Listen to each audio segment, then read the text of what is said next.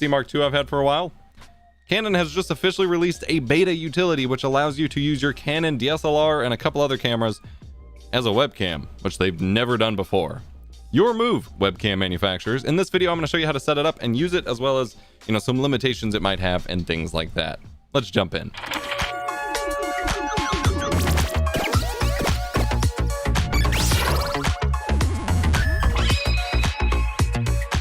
I'm EposVox, your stream professor, and today we're taking a look at Canon's EOS webcam utility for Windows beta. Now, it supports this list of cameras and nothing else officially, because you would download it on a per camera basis.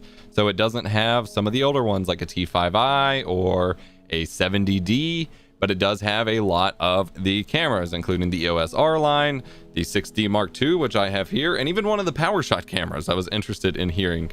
So you need a couple things to get started. You need your camera itself, which I have my 6D Mark II. You need a USB cable for your camera. You need to open up the little flap on the side and see which kind of USB cable you need. If you have a newer one like the EOS R or RP, you need a USB Type-C to Type-A cable, and then to use a USB 3.0 port on your computer. In the case of my 6D Mark II, it only has a mini USB port, so I'm just going to be using a mini USB 2.0 cable here. I don't have many of these left because nothing hardly uses them anymore.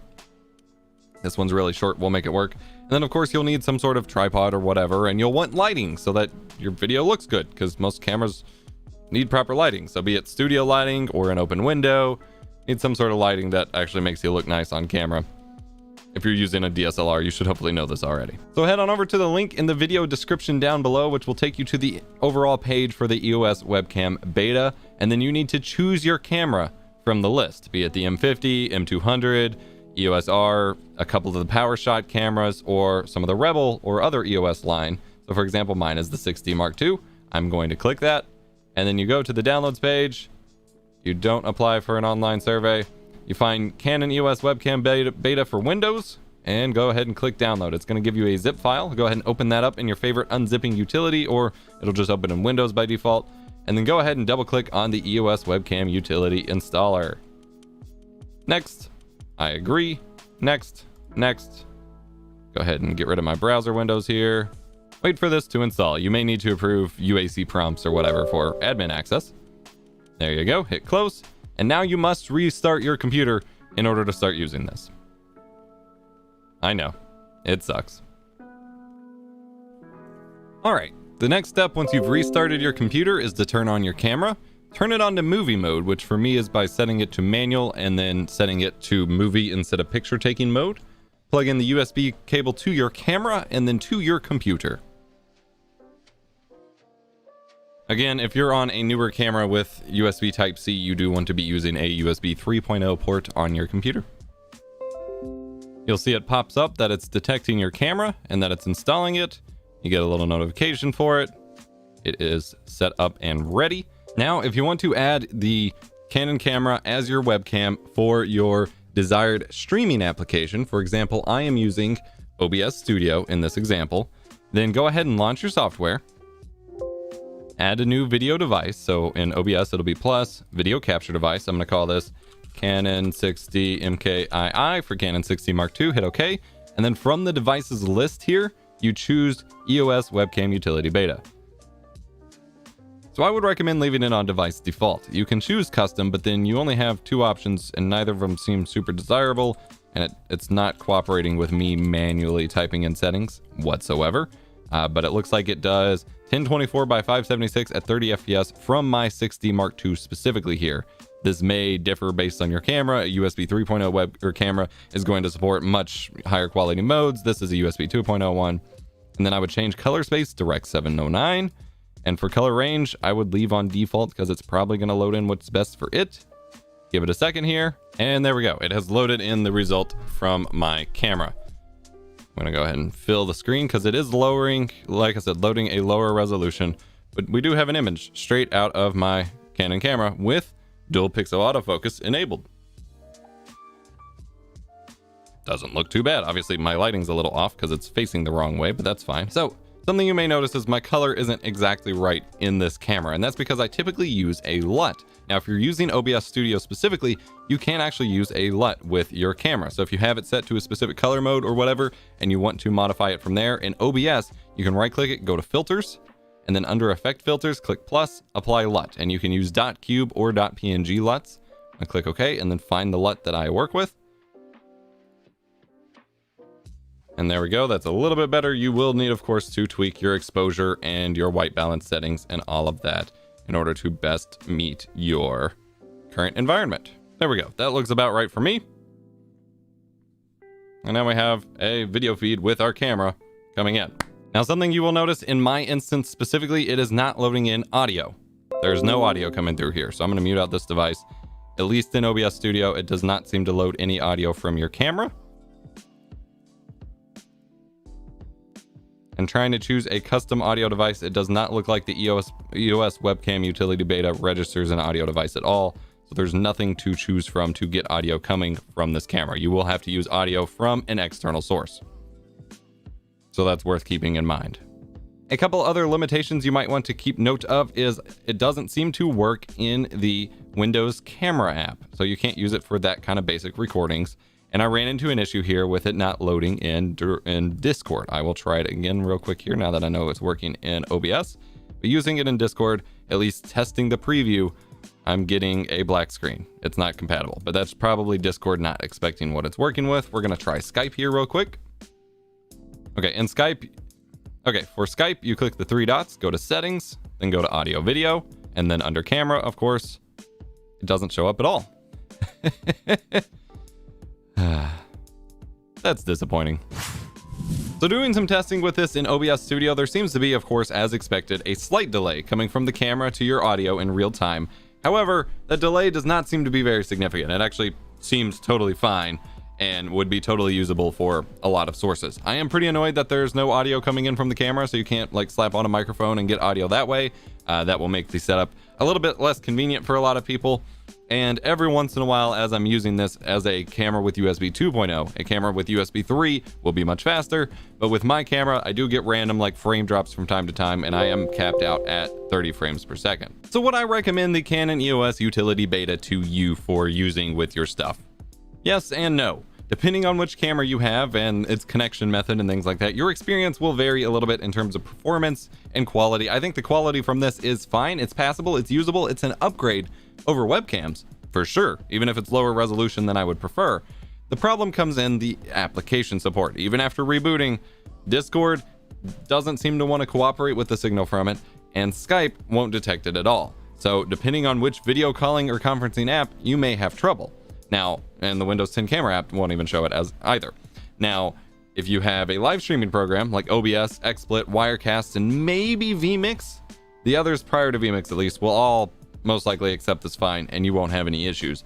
But programs that need like specific setups in order to approve cameras or anything like that are not going to recognize the EOS utility beta and kind of not work out for you. So I did just want to say that I completely applaud Canon for making this happen with basically a snap of their fingers, and they've probably been developing on this for the entire month that we've all been locked down in quarantine and what have you, to immediately just turn so many Canon cameras into webcams just like that. This really, I hope, lights a fire under the butts of webcam manufacturers, because this is what we've been asking for a long time, and it's only in beta. So the issues that I have run into can be improved upon, can be updated, can be fixed, and they can even add more support for other cameras as time goes. As with RTX voice and a lot of things that I have covered on the channel, a lot of companies are just getting this stuff out the door as quickly as possible to satisfy work from home people and give them options to work with.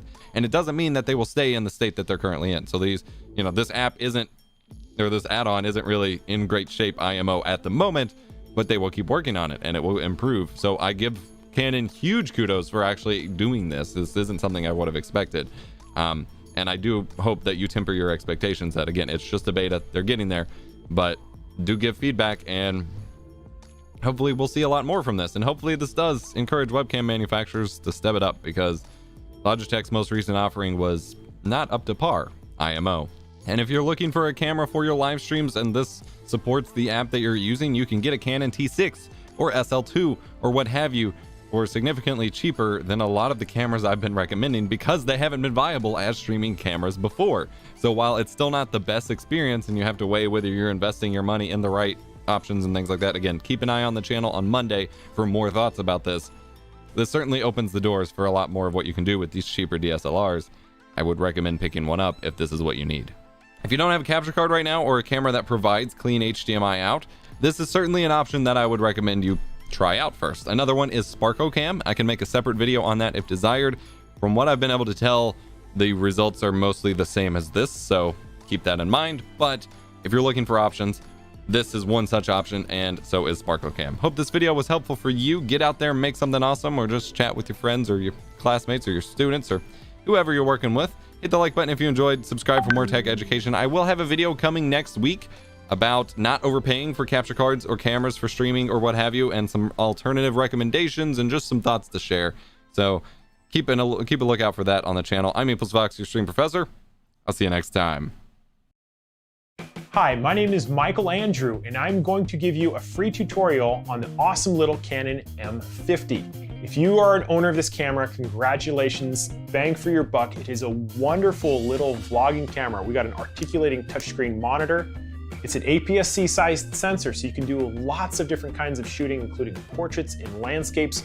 Just tremendous value. With the kit lens, $650. So if you are coming from another camera system and you're experienced and you just want to jump to the topic, take a look at the table of contents that we've built in the description below. We spent a lot of time making this. This is a long video. Do Command F or Control F for a search, type in the topic, and you can jump to that particular subject without needing to go through the whole video. For those of you who are beginners and intermediate photographers, I want to take a moment to tell you and warn you that this video will teach you about how to operate the camera, but the most important tool that you have for photography is right here, between your two ears. Your brain is the most important tool by far, and the camera is an extension of whatever you see in your brain. Now, when I got started way back in 2003, we didn't have YouTube, so I had to go out and learn by trial and error, and it took me 2 years to learn everything just by making mistakes and trying something new. And there was a point that I was so frustrated. I had my camera in my hand, and I was looking at this wall that I was getting ready to throw it into. I was so frustrated, I was ready to give up photography. And I know beginning and intermediate students go through this frustration, and I just want to tell you, I've been there. I know exactly how you feel, and I am here to help you through it. Once I got through the basics and I realized that there was so much to learn, I remember thinking to myself, okay, there were these college classes I could take, there were workshops I could take. They cost thousands of dollars. And so I sat down and I just decided, you know what? I can make a better course that is efficient, fast, cuts to the chase, and is going to save people a tremendous amount of time and frustration in learning their camera. And that's where my crash courses came from. So I'm trying to warn you that the operation of the camera is just one part of the puzzle. It's one part of the pie, so to speak. And to become a good and proficient photographer, there are things you need to know about the physics of the camera, talking about shutter speed and aperture and depth of field, ISO, talking about the art, composition. There are some digital basics you'll need to know about the camera. We need to know about lighting, including operating a flash. That's in addition to the camera. And then we have the different philosophies and mindsets for different kinds of shootings. There's even workflow. So looking at portraits, that's one type of mindset. And there's a different mindset for shooting video, where you can do vlogging, we can do storytelling, you can do documentary style.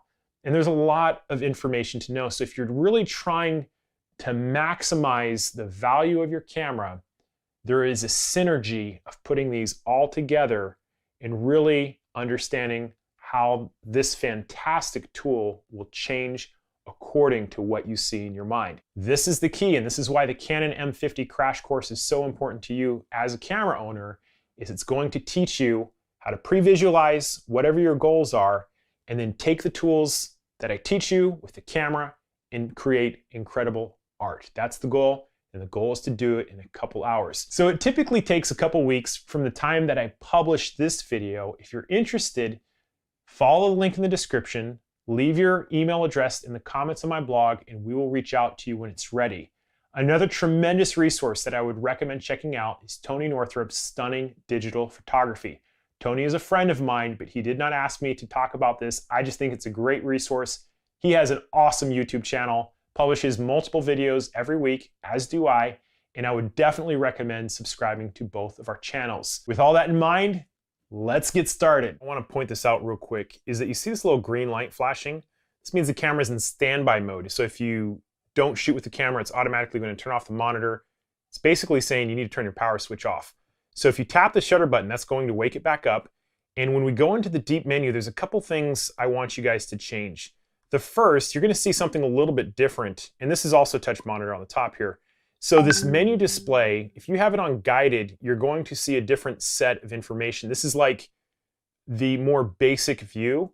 I'm not a huge fan of it because we have far more settings and controls in the deep menu. So first thing you should do in the menu systems, because I'm not going to teach this, I hate to say Mickey Mouse version of it, but that's basically what it is we're going to change this to standard. Okay, this is what we see on most Canon cameras, this type of a menu system, where red is shooting, blue is playback.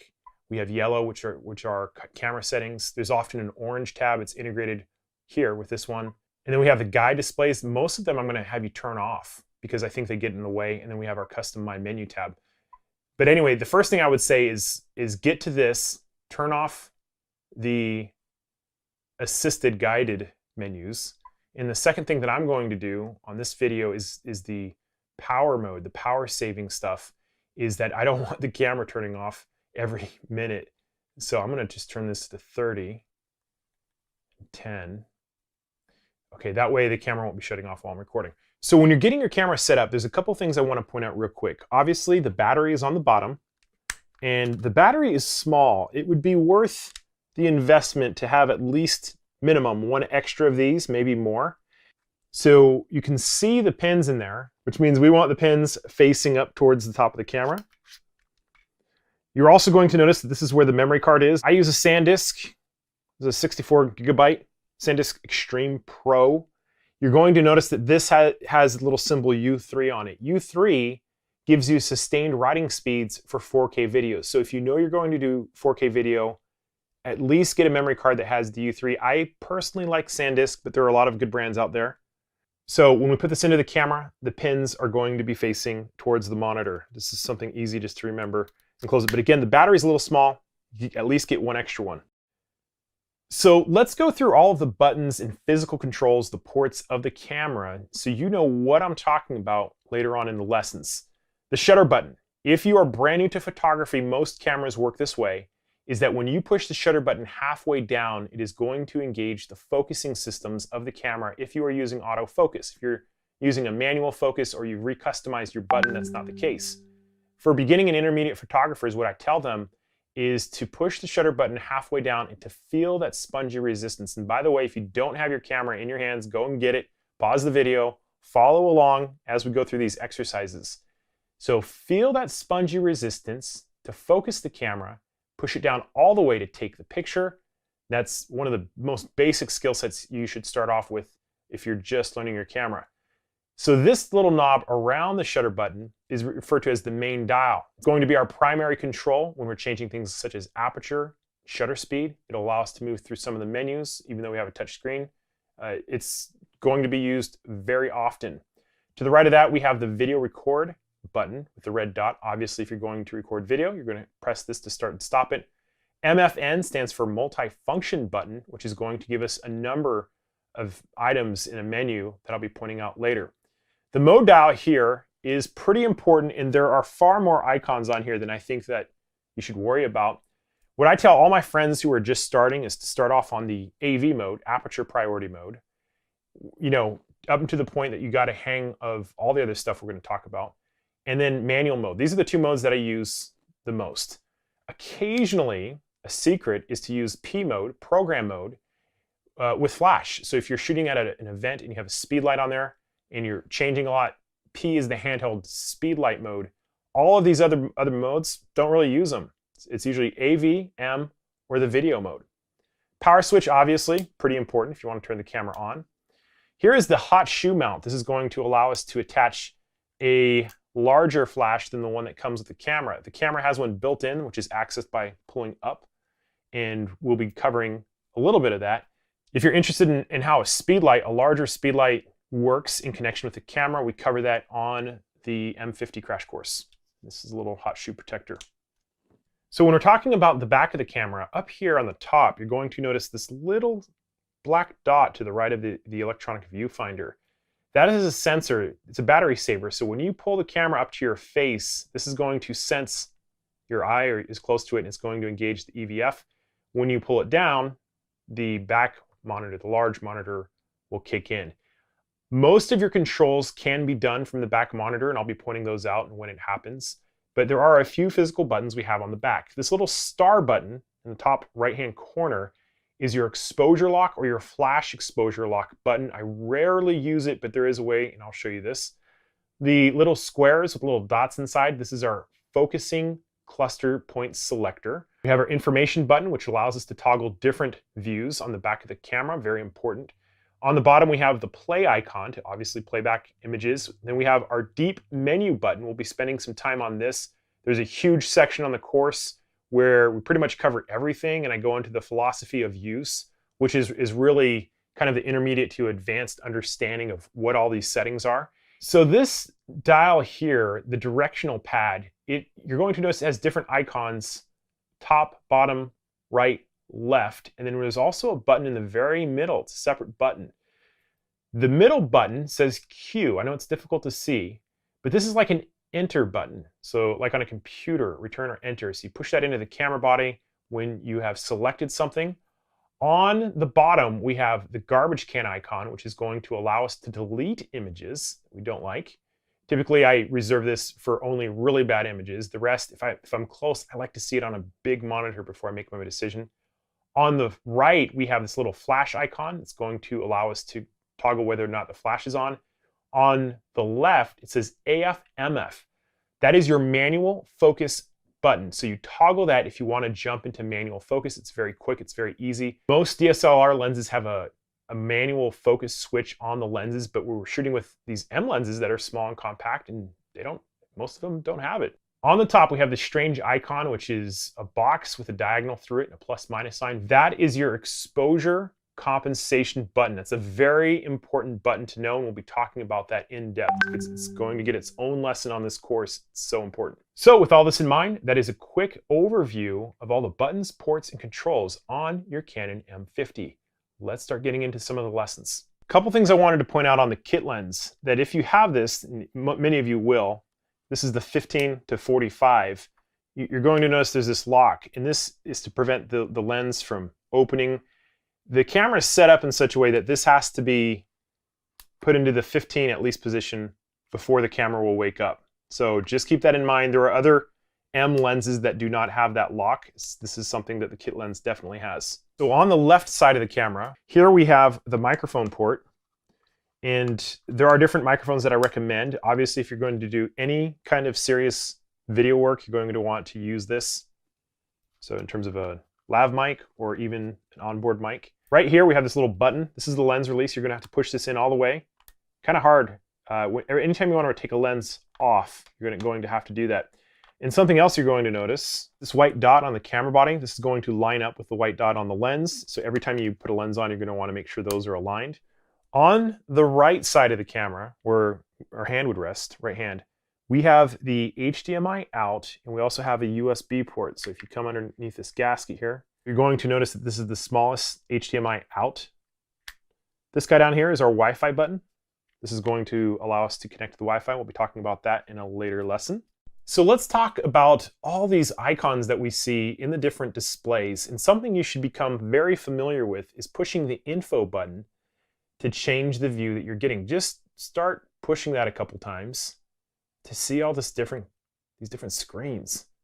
Something you need to know is that anytime you see a highlighted icon with this gray box, that means you can touch that box and change the controls right within it.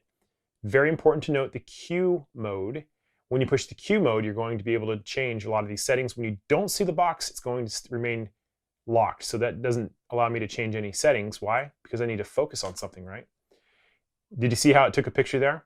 So there's a setting called touch shutter. It's right here.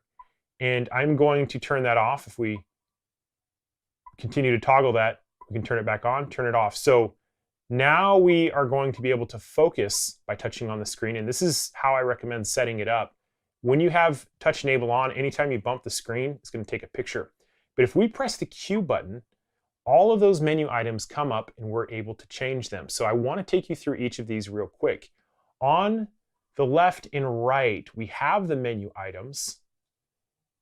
And those menu items subfolder is on the bottom. So if we're talking about the auto focusing mode, we could change our focusing modes from these three. These clusters we'll be talking about. The next is the auto focus operation, whether it's a one-time focus or a repeated focus for moving subjects. We'll be talking about all these individually in the focusing lesson. We have our drive mode, and these icons each mean something different. Single frame, high-speed continuous bursts, so if you hold the shutter button down, it's going to continue to take pictures. Low-speed continuous bursts, not as many frames per second. We have our 10-second timer, our 2-second timer, and then we have the customizable timer. So we can come in here and we can customize the number of shots we want to take with the timer. One more thing on this continuous timer is that I believe it's the 10-second timer. So if you use this as a 10-second timer, and then this is the number of images it's going to take. Metering modes are how the camera measures light coming into the camera. And then we have talking about this in depth, the customizable timer. So we have our image quality, which allows us to customize the number of shots we want, whether it's RAW or JPEG. The timer. One more thing on this continuous timer is that here on the bottom, I believe it's the 10-second timer. L so stands if you use this as a 10-second resolution, and this as we get smaller and smaller, you can see it starts giving us the full dimension for large. Metering modes are how the camera in the brackets right here into the camera. This is the number we have remaining on your memory. The customizable medium. So we have our image quality, which allows us to customize the number of shots we want, whether it's RAW or JPEG. One more thing on this continuous timer is that I believe it's the 10-second timer. L stands for large. Some of you will be wondering what the difference between this is smaller and jagged out. You can see that is the compression full dimension for large. Metering modes, the number of the camera in the brackets right here change the number we have remaining on your memory. Even though the resolution is the same, medium, we have our image quality, which allows us to customize jagged out shots we want. Camera is throwing away certain timers. One more thing on this continuous timer is that I believe it's the 10-second timer. L stands for some of you will be wondering, we also have the ability to smaller jagged out setting. That is, if I press info here, we can determine whether we're using the number in the brackets right here of the number we have remaining. Even though the resolution is the same, medium, we have our image quality file, which is the ideal jagged out the camera is throwing away certain timers. One more thing on this color timers, I believe it's the 10-second timer. Some of you will be wondering, we also have the ability, there's other situations that is, if I press info here, we can determine whether we're using the number in the brackets right here of the camera. We talked a little bit more about this. Even though the resolution is the same, medium, we have our image quality file, so we have our different resolutions, 1920 by 1080 standard. One more thing on this color I believe it's ITB. Some of you will be wondering, we also have the ability, there's other situations that is, if I press info here, we can determine whether we're using in the brackets right here of the camera. There's another, even though the resolution is the same, medium, we have the movie quality file, so we have our different resolutions, 1920 by 1080 standard. One more thing on this color I believe it's ITB. All you need to really, some of you will be wondering, we also have the ability to that is, if I press info here, we can determine whether we're using in the brackets right here of the camera. There's another, even though the resolution is the same, medium, we have the movie quality file, so we have our different resolutions, 1920 by 1080 standard. One more thing on this, you see this I believe it's ITB. All you need to really, some of you will be wondering, we also have the ability to that is, if I press info here, we can determine so we're in the brackets right here of the camera. There's another, even though the resolution is the same, medium, we have the movie quality file, so we have our different resolutions. There is the 4K right there. It's in the menu system. We'll talk more about that on the crash course. I like shooting in 4K. We're limited to 24 frames per second, but there it is if you don't see it on our main shooting menu. So if we come back out, you're going to see that this has changed. And there it is, it's 4K. So if you are not in the video shooting mode, this is the take-home message. Watch, I switch it over, press my info button, and that 4K option is gone. So that's what's happening if you do not see that 4K icon. It wants you to be in the video icon mode before you select it. On the right side, white balance. We'll be talking about that in just a second. We have our picture styles. Think of these as recipes that are baking the files with certain types of color information and throwing the rest away. We have our auto light optimizer, which is going to help with some of the contrast. I usually turn it off, but some people like it. Creative filters, I'm not a huge fan with, and because I have my RAW turned on, it doesn't want us to select it, so we can come back in, turn RAW off, and then here they are. These are kind of fun to play around with, but these are not serious tools that a professional would use. A lot of these are like the filters, really basic filters that you see on your smartphone kind of thing. And we have our still image aspect ratio. I recommend leaving it on 3:2. My dad loves to shoot in 16:9, which is the cinema aspect ratio. 3:2 is going to use all of your sensor, and if you want to crop that in post, you are welcome to do so. When you start picking these other aspect ratios, you're going to notice we get different resolutions. So part of the image is being cropped.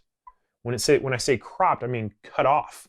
So let me show you something real quick, is that if you pick a 1:1 aspect ratio and take a picture, and I play this back, we have a square image that's been cropped off. So the advice that I give is don't do that unless you know you're gonna go straight to Instagram or something and you just wanna save the step. But usually most of the time, it makes more sense to shoot with the full aspect ratio, the full crop, and that way you have all your information. You can crop it later if you want. So that is the Q menu, or the quick menu. You can get to it again by pressing the Q button, or you can just push into the camera button right here. There's a dedicated Q button available. When we're out of the Q mode, I want to walk you through all this information in here. The Q mode has all of the items on display, which one you have selected at the time. In the top left-hand corner, we have the mode we're shooting in, the shooting mode, number of shots remaining. This is how much video we can record before the camera will shut off. We have our battery, histogram, ISO, really important. We'll be talking about that in depth in the exposure lesson.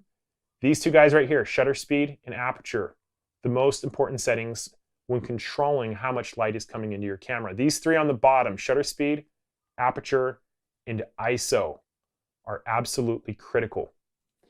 As we push the info button, we are able to toggle through different screens. So if we don't like seeing all that stuff, we can push the info button, make it go away, and we can shoot. We get a limited set of data.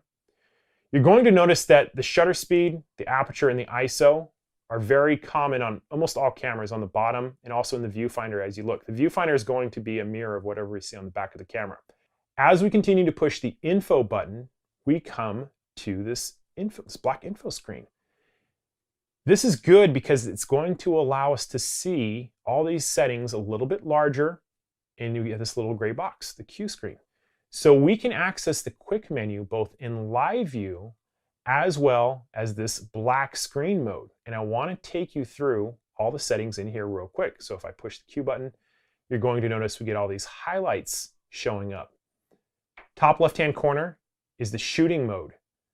Shutter speed, aperture, ISO. This orange icon is saying this is what's going to change when you rotate your primary selector. So even though we're kicked out of the touch operation of the Q screen, we can still change the shutter speed by using the main control wheel. Come back into the quick screen. Another thing we can do is touch and rotate any of these items, so we can change it without going into the submenu, or we can double tap